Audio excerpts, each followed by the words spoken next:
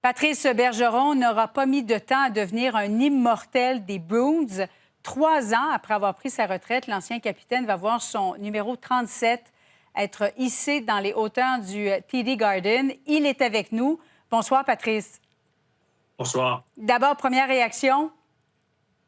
Bien, évidemment, c'est avec beaucoup de gratitude, d'humilité que je prends cet honneur-là. C'est évidemment une reconnaissance, puis une réflexion aussi de tous les gens qui m'ont aidé, ma famille, mes amis, mais aussi mes coéquipiers, puis l'organisation des Bruins pour me rendre jusque-là, puis avoir éventuellement cet honneur-là. Patrice, vous êtes de l'ancienne Lorette. Le jeune Patrice Bergeron, est-ce qu'il aurait pu s'imaginer un jour que son chandail soit retiré?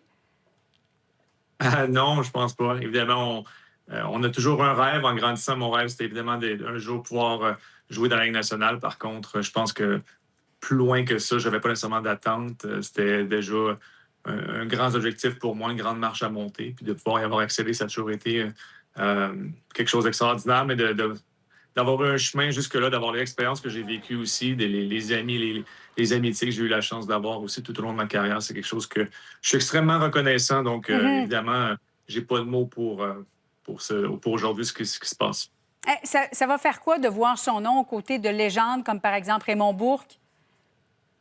En fait, c'est dur à croire encore pour l'instant. Je vais t'avouer que la poussière n'est pas encore retombée. Donc, de savoir justement que Raymond Bourque sera à côté de moi aussi, j'ai Zdeno Chara, que j'ai eu la chance de compétitionner avec et d'avoir la chance d'avoir une grande amitié, c'est des choses vraiment spéciales. Donc, de voir tous ces noms-là, toutes les légendes du hockey, mais aussi de l'organisation, l'impact qu'ils ont eu respectivement sur la Ligue nationale, de voir mon nom parmi ça, c'est encore dur à croire. Est-ce que vous vous en doutiez que ça s'en venait?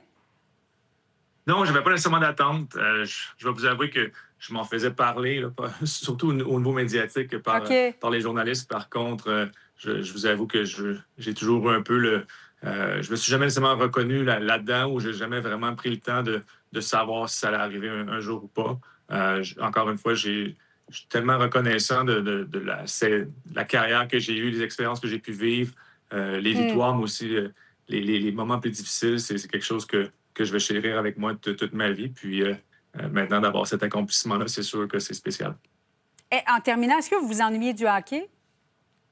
C'est sûr, on va toujours s'ennuyer du hockey, de la compétition, de l'intensité, mais surtout de la camaraderie avec les joueurs dans le vestiaire ou même sur la route. Donc, ces choses-là, c'est toujours un petit peu difficile. Reste que je suis très heureux maintenant à la retraite avec la famille. Patrice Bergeron, félicitations encore une fois. Merci. Merci, c'est très apprécié.